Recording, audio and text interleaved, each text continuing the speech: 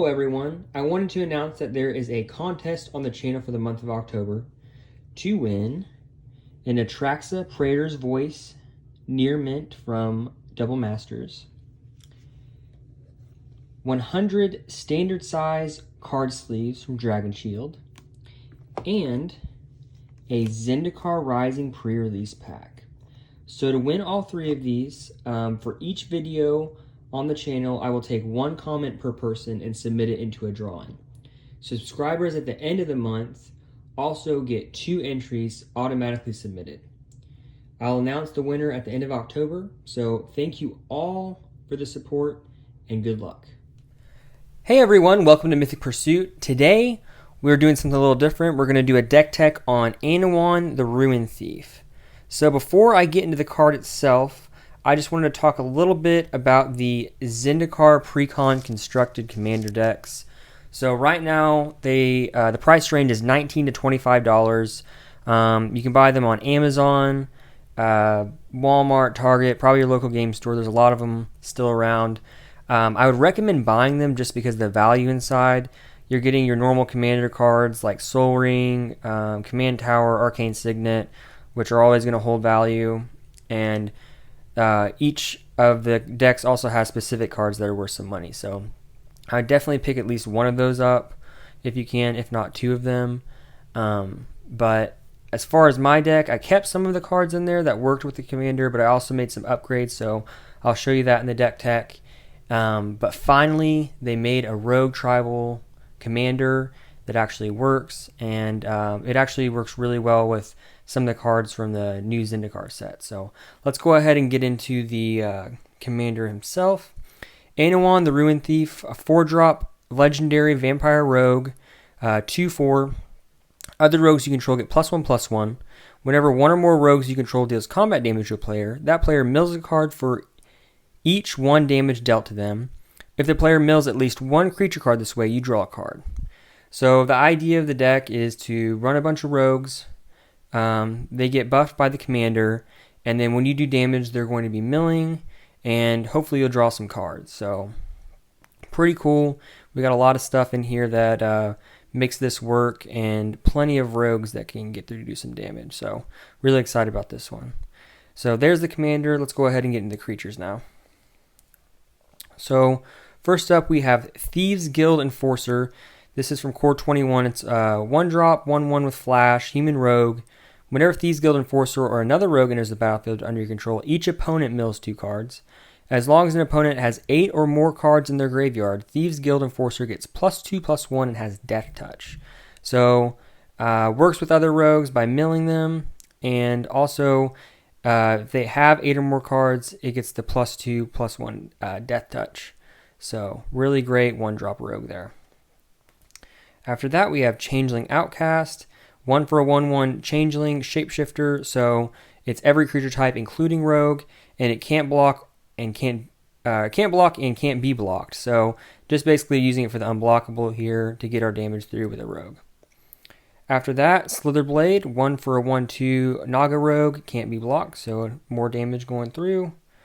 Same thing with Triton Shore Stalker, 1 for a 1/1, can't be blocked. It's a Merfolk rogue. And then after that, we have Merfolk Windrobber. So this one is from the new set. It's 1 for a 1/1 flying Merfolk rogue. Whenever Merfolk Windrobber deals combat damage to a player, that player mills a card. And then we can sacrifice it, draw a card, and we can only activate this ability if an opponent has 8 or more cards in their graveyard. So most of the time, they're going to have 8 or more. It's pretty easy to get to that point with this deck, and that makes this really useful. After that, we have our 2-drop, so Zulaport Cutthroat, 2 for a 1/1 human rogue ally. This one doesn't really fit the build of the deck, but it is a rogue and just a really powerful card in general, so we threw it in. Whenever Zulaport Cutthroat or another creature you control dies, each opponent loses 1 life, and you gain 1 life, so your life gain and drain there. Just a really great card to have in any black deck in general. After this, we have Soaring Thought Thief. 2 for a 1/3 human rogue, flash flying. As long as an opponent has 8 or more cards in their graveyard, rogues you control get +1/+0. Whenever one or more rogues you control attack, each opponent mills 2 cards. So this is one of the best rogues in the deck. It's going to buff them up, and it's also going to mill our opponents. And it has flash flying for 1/3. So really great rogue. Next up, we have one of my favorite cards from the new set. I actually pulled this in a collector box. You can check that out in one of my other videos. Thieving Skydiver, 2 for a 2/1 Merfolk Rogue, kicker X. X can't be 0, flyer, and then whenever Thieving Skydiver enters the battlefield, if it was kicked, gain control of target artifact with converted mana cost X or less. If that artifact is an equipment, attach it to Thieving Skydiver. So this is great because you're getting a 2/1 flying rogue just for 2 mana, and then you can pay an additional X, and X could be 1, you could steal their Soul Ring. It could be 2, you could steal their Lightning Greaves. And just for the value alone, stealing an opponent's artifact and then having a flying rogue, this is a great card. After that, we have Frog Tosser Banneret, 2 for a 1/1 Goblin Rogue with haste. Goblin spells and rogue spells cost 1 less to cast. Basically makes all of our rogues cheaper, so it's a must include. Ghostly Pilferer, 2 for a 2/1 Spirit Rogue. Whenever Ghostly Pilferer becomes untapped, you may pay 2 if you do draw a card. Whenever an opponent casts a spell from anywhere other than their hand, draw a card. Discard a card. Ghostly Pilferer can't be blocked this turn. So this is just going to be drawing us cards if we're able to do it, and also if we have cards we want to discard, we can make it unblockable to get the damage in. So great rogue. After that, we have Tetsuko Umezawa Fugitive, 2 for a 1/3 human rogue. It's a legendary creature. Creatures you control with power or toughness 1 or less can't be blocked. So this I wasn't sure to put in here or not, just because our commander buffs our creatures where they're going to at least have a 2 power or toughness. But having it out there before our commander is out, or if someone removes our commander from the game, is just a really powerful card because it makes all of our creatures unblockable most of the time because they have such a small power or toughness. So definitely wanted to include it in there, and it's a rogue itself, so just a good card in general. All right, after that we have Night Veil Sprite, 2 for a 1/2 Flying Fairy Rogue. Whenever Night Veil Sprite attacks, surveil 1. So this was a great card just because it's a 2 for 1/2 flyer, and then lets us surveil when it attacks. After that, we have Una's Blackguard, 2 for a 1/1 Fairy Rogue flyer. Each other rogue creature you control enters the battlefield with an additional +1/+1 counter. So when this is out, other rogues are going to automatically get the +1/+1 from it, and hopefully another +1/+1 from our commander. So that's great. And then whenever a creature you control with a +1/+1 counter on it deals combat damage to a player, that player discards a card. So you guys saw already how many rogues we have that are unblockable, and we have other ways to make them unblockable. So we're going to be doing a ton of damage and hopefully making them discard cards. So really great card for the deck. After that, we have Fairy Vandal, 2 for a 1/2 Fairy Rogue, Flash Flying. Whenever you draw your second card each turn, put a +1/+1 counter on Fairy Vandal. So our commander lets us draw a second card when we do damage, and there's other cards in here that we can draw from. So this thing can get pretty big pretty quickly. After that, we have Sig River Cutthroat, 2 for a legendary creature Merfolk Rogue. It's a 1/3. At the beginning of each end step, if an opponent lost 3 or more life this turn, you may draw a card. So this card is really powerful just because it's at the beginning of each end step, not just our own end step. So for each opponent's end step and ours, if they lost 3 or more life, you draw a card, and that's any opponent. It doesn't even have to be you attacking them. So really powerful rogue, and just an awesome card to have in the deck. Next up, Invisible Stalker, 2 for a 1/1 human rogue, hexproof, can't be blocked. Awesome because it can't be targeted by our opponent's spells or abilities, and it's unblockable. After that, we have a Namana Skydancer, 3 for a 2/1 human rogue with flash and flying. Whenever Namana Skydancer enters the battlefield, target opponent mills 2 cards. So has the flash for a 2/1. It's a flyer, so most of the time we can get it through with damage. And and then it automatically mills our opponent's 2 cards. So it has a bunch of stuff in 1 card, and it's a rogue, so we definitely put it in the deck. Next up, we have Shadow Stinger, 3 for a 1/4 Vampire Rogue. Tap another untapped rogue you control. Shadow Stinger gains Death Touch until end of turn. So this is a really cool thing that we can do by tapping rogues to give it Death Touch. And then whenever Shadow Stinger deals combat damage to a player, that player mills 3 cards. So most of the time our opponents are unsure if they even want to block it because we can tap another rogue to give it Death Touch. And then we're milling them more cards when it does damage. So really cool rogue here. After that, we have Meringue River Prowler, 3 for a 2/1 human rogue. Can't block or be blocked. And you may cast Meringue River Prowler from your graveyard as long as you control a black or green permanent. We have a ton of black permanents in here, so we can keep playing this from our graveyard if needed, and it can't be blocked, so we definitely need this in the deck. After that, we have a Glasspool Mimic. It's 3 for a 0/0 Shapeshifter Rogue.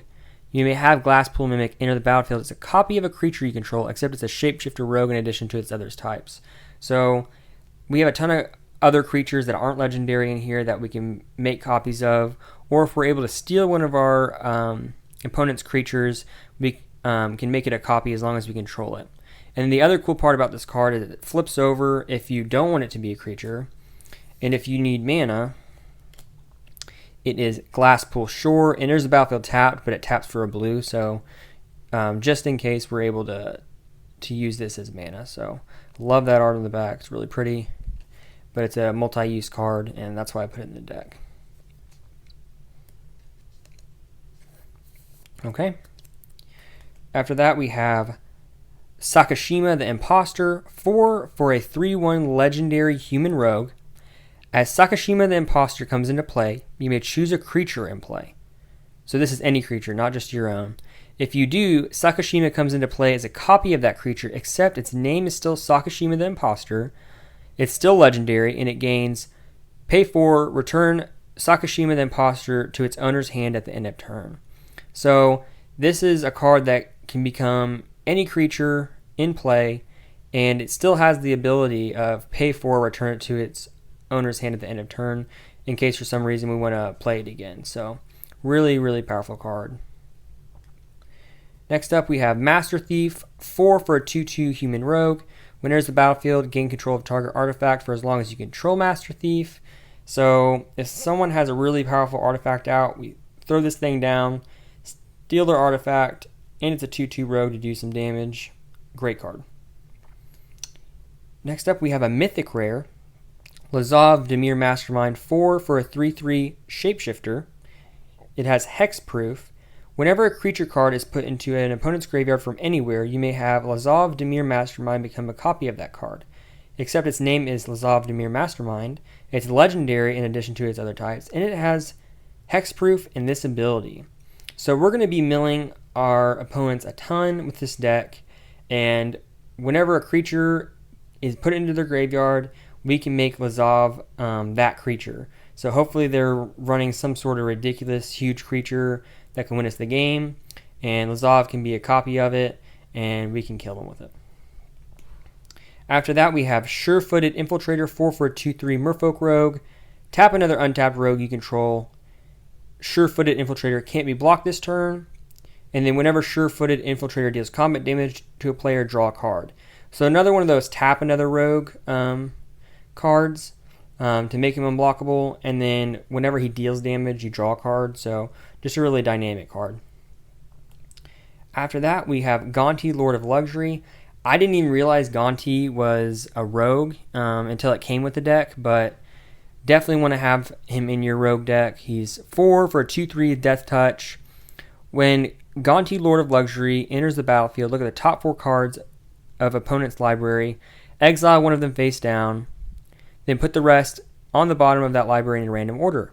You may look at and cast that card for as long as it remains exiled, and you may spend mana as though it were mana of any type to cast that spell. So basically, we're going to scry 4 on our opponent's library, take one of the cards, exile it, and we can play it as though we had any color mana to cast it. So really cool card.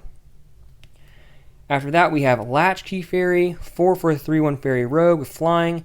It has Prowl, so if we're able to do damage with a rogue, we can cast it for its Prowl cost, which is really cool in this deck because, like I said, we're definitely going to get damage in with our rogues, being unblockable or having Death Touch or whatever.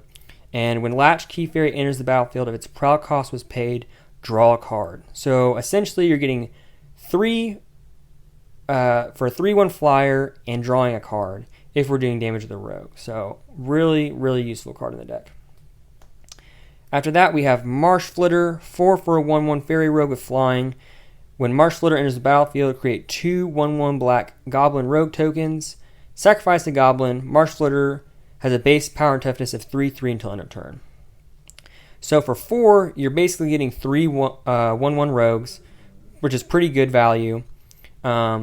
And then we can sacrifice a goblin and make Marsh Flitter a 3/3, and it has flying, so pretty dynamic card. After that, we have Stink Drinker Bandit, 4 for a 2/1, has the Prowl for 2, so if you can do damage to the rogue and get this out for 2, it brings great value, because whenever a rogue you control attacks and isn't blocked, it gets +2/+1 till end of turn. That's a really big boost, so this is a card we definitely want to get out for its Prowl cost. After that, we have a 4-drop Notion Thief. It's a human rogue. It's a 3/1. Has flash. If an opponent would draw a card except the first one they draw in each of their draw steps, instead that player skips that draw and you draw a card. So I play against a bunch of people that draw more than one card each turn, and just in my play group. And this thing, draws me a ton of cards every game. So the fact that it's a rogue, it just fits perfectly in this deck.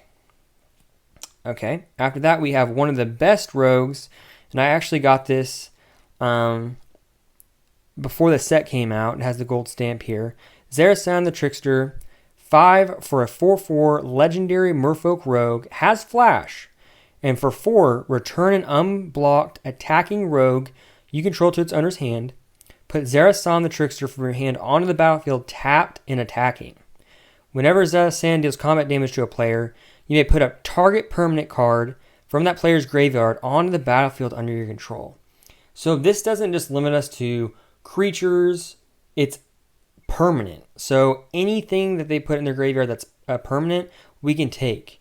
If that's a creature, if it's Ugin, if it's a Soul Ring, whatever you want or you need at the time, if you can get this to do some damage, you get to take that and put it on the battlefield. So really powerful card, and really glad that I put this in the deck. After that, we run 5-drop. It's Ogre Slumlord. It's a 3/3 Ogre Rogue. Whenever another non-token creature dies, you may create a 1/1 black rat creature token. Rats you control have Death Touch. So it's a 3/3 Rogue, and whenever another non-token creature dies, we have a 1/1 rat with Death Touch. So just a powerful ability, and it's a rogue, and it's a 3/3, so came with the deck, and we included it. After that, we have Consuming Aberration. This one's not a rogue, but it costs 5 for star. But it's definitely a must include because its power and toughness are equal to the number of cards in your opponent's graveyards. So it's the total number in your opponent's graveyards. And then whenever you cast a spell, each player reveals cards from the top of their library until they reveal a land card. Then put those cards into their graveyard. So whenever we cast a spell, they're milling, and its power and toughness are equal to their the total number of cards in their graveyard. So it can get pretty big quickly and can actually help us win the game. After that, we have Sepulchral Primordial. I hope I said that right. It's a 7-drop for a 5/4 avatar. It has Intimidate. And whenever it enters the battlefield, for each opponent, you may put up to 1 target creature card from that player's graveyard on the battlefield under your control. So this card's pretty powerful. Playing against 3 opponents, we get to steal 3 creatures when it enters the battlefield and steal those cards and put them on the battlefield under our control. So really powerful card. And last but not least, for the creatures, we have Enigma Thief. It's 7 for a 5/5 Sphinx Rogue, but it has the prowl cost, so if we do damage to the rogue, it only costs 4, and it has flying. And whenever Enigma Thief enters the battlefield, for each opponent, return up to 1 target non-land permanent that player controls to its owner's hand. So it's a really good bounce spell, and if we can pay 4 for it, it gives us a lot of value. Alright, so that is everything for the creatures. Let's get into the rest of the deck. We'll start with the spells, and one of my favorite cards in Magic, Reanimate. So Reanimate is a 1-drop sorcery, and it says, put target creature card from a graveyard onto the battlefield under your control. You lose life equal to its converted mana cost. So we can steal any creature card in any graveyard, and we just lose life equal to its converted mana cost. Great in Commander because life is a resource, and really powerful card. Alright, next up we have Rapid Hybridization. Costs 1 for an instant, destroy target creature, it can't be regenerated. The opponent or its controller gets a 3/3 green frog lizard creature token on the battlefield. So just a really cheap instant speed removal spell. After that, we have another 1-drop, Bluster Squall. Tap target creature you don't control. It is an instant speed, but it has Overload, and we change the text by paying 4 from target to each. So tap each creature you don't control. So if we're wanting to do a bunch of damage with our rogues in one turn, we can tap everyone's creatures but ours and do that damage. Or if an opponent's about to swing big and win the game, we can tap all their creatures down. It's just a very dynamic card and a great include in this deck. After that, we have Limdul's Vault. Costs 2 for an instant. Look at the top 5 cards of your library. As many times as you choose, you may pay 1 life to put those cards on the bottom of your library and look at the top 5 cards of your library. Shuffle all but the top 5 cards of your library. Put those 5 on top of your library in any order. Effects that prevent or redirect damage cannot be used to counter this loss of life. So, essentially, this list lets us continuously look at the top 5 cards and put them on the bottom. If we want to keep doing it, we pay 1 life each time and find the card that we need and scry 5. So really powerful card and helps us find exactly what we need in the deck to win. After that, Ultimate Price, 2 for an instant, destroy target monocolored creature. Great removal. Another removal spell, Cast Down, 2 for an instant, destroy target non-legendary creature. More removal, Doomblade, 2 for an instant, destroy target non-black creature. So have plenty of removal in this deck just to put cards in people's graveyards and to get rid of any threats. Next up we have Call of the Death Dweller. This was a card I was kind of borderline on putting in the deck, but let's just go ahead and read it. It's a sorcery for 3. Return up to 2 target creature cards with total converted mana cost 3 or less from your graveyard to the battlefield. Put a Death Touch counter on either of them, then put a Menace counter on either of them. So I was borderline, like I said, about putting this in, but the fact that we can get 1, maybe 2 creatures with this out and give them Death Touch and Menace, which just gives us more of a chance of doing damage, was just too powerful to overlook. So I definitely added it in here. After that, we run Fade Away. It's a pretty underrated board wipe. Costs 3 for sorcery. For each creature, that creature's controller pays 1 or sacrifices a permanent. So you can only play this in your turn. All your mana is untapped. You pay 3. Hopefully you have some additional mana. You're able to pay 1 for each of your creatures, but do your opponents have all their mana untapped? Most of the time, unless they're running some sort of flash or instant speed deck, they don't. And so they're going to be sacking a ton of their permanents, which is really great. After that, we run Languish. It's a 4-drop. All creatures get -4/-4 till end of turn. Just a great board wipe. After that, Notorious Throng costs 4. But it has the Prowl for 6 if you do damage to the rogue. Create X 1/1 Black Fairy rogue creature tokens with flying, where X is the damage dealt to your opponents this turn. If this spell's Prowl cost was paid, take an extra turn after this one. So this is definitely one of our win cons. If we can pay 6 after doing damage to the rogue, or multiple rogues, we get that many rogues on the battlefield and take an extra turn. So we definitely want to get this card when we have some rogues out doing damage, and it'll help us win the game. After that, we have Distant Melody. Sorcery for 4. Choose a creature type, draw a card for each permanent you control of that type. So we'll choose Rogue and hopefully have a bunch out and draw a bunch of cards.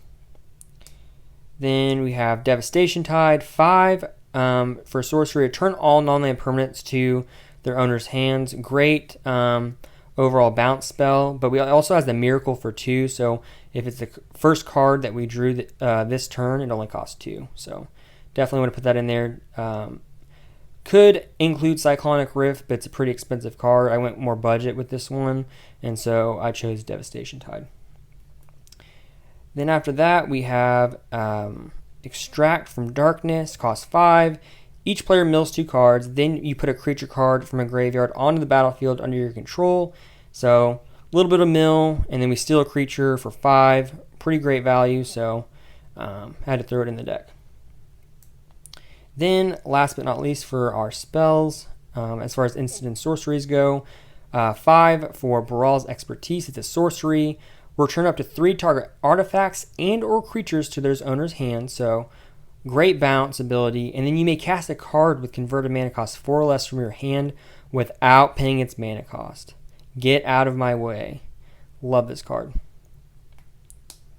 All right. Then here are the artifacts. So we'll start with Soul Ring. Don't even really need to explain this one. Just needs to go in every commander deck. Mind Stone costs 2 to get 1 colorless mana, or you can pay 1, tap it, sacrifice it, draw a card. Arcane Signet came with the deck. One of the reasons that you should buy the Precon. For 2, you add 1 mana of any color in your commander's identity. Another must-include card. Then Lightning Greaves, 2. For an equipment, equipped creature has haste and shroud, equip 0. So this card's great to protect your creatures and also give them haste. Dimir Signet, more mana ramp, 2 to pay 1 and get each of the colors you need in case you need some mana fixing there.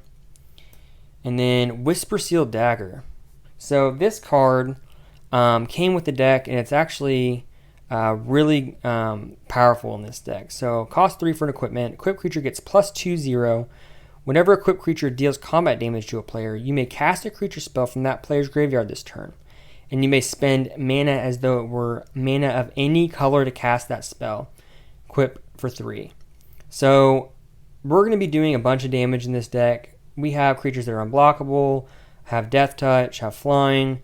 So if we can just hit once with this, and we get to pick a creature in that controller's graveyard and pay for it like we have any color mana, just a really great equipment. Next up, we have another equipment, Heirloom Blade, 3 for a artifact equipment. Equipped creature gets +3/+1. When a equipped creature dies, you may reveal cards from the top of your library until you reveal a creature card that shares a creature type with it. Put that card into your hand and the rest on the bottom of your library in any random order. Costs 1 to equip. So creature dies, we get another one from the top of our library, put it in our hand. Really great card. Obelisk of Erd came with the deck. Costs 6, but convoke, so it can cost 1 less for each creature you tap. Choose a creature type. Rogue. Creatures you control the chosen type get +2/+2. So just a really great boost with this card. And then last but not least, for our artifacts, I threw in Elbrus the Binding Blade, 7 for an equipment. Equipped creature gets +1/0. Whenever a equipped creature deals combat damage to a player, like I said, this deck's going to be doing a ton of damage. Unattach it, transform it. Only costs 1 to equip. So if we can get it out there and do some damage, it turns into this guy, Withengar Unbound. Legendary demon, flying, intimidate, trample. Whenever a player loses the game, put 13 +1/+1 counters on Withengar Unbound. This will definitely win you some games if you're able to transform it. Love this card and found a deck to put it in. Okay, then we'll go quickly through the enchantments we have. Military Intelligence, 2 for an enchantment. Whenever you attack with 2 or more creatures, draw a card. So really great draw for an enchantment. After that, Sphinx's Tutelage, 3 for an enchantment. Whenever you draw a card, target opponent puts the top 2 cards of his or her library into his or her graveyard. If they're both non-land cards that share a color, repeat this process. Pay 6, draw a card, then discard a card. So we're going to be drawing a ton of cards. This is going to help us mill our opponents. And just a really great enchantment, only for 3. And then the last of the enchantments, Call of the Kindred, 4 for an enchantment aura. Enchant creature. At the beginning of your upkeep, you may look at the top 5 cards of your library. If you do, you may put a creature card that shares a creature type with enchanted creature from among them on the battlefield. Then you may put the rest of those cards in the bottom of your library in any order. So We have this attached to one of our rogues. At the beginning of our upkeep, look at the top 5 cards. We pick a rogue, put it on the battlefield. Pretty awesome enchantment. And I think most of the time we're going to be having rogues at the top of our library because we're running like 30 rogues in this deck. Alright, and last but not least, we have the lands, Darkslick Shores, Watery Grave, Command Tower, Sunken Hollow, Jwar Isle Refuge, tap but you gain a life, so not too terrible. Same with Dismal Backwater. Then a Myriad Landscape in case we need the mana ramp, and a Rogue's Passage. It says Rogue in the name, so you got to put it in here, but it also makes a creature unblockable for 4. So that is the entire deck. Let me know what you guys think. Anything you'd like to see changed, any upgrades, let me know in the comments. Also, like the video and subscribe. Thank you for watching, and I'll see you next time.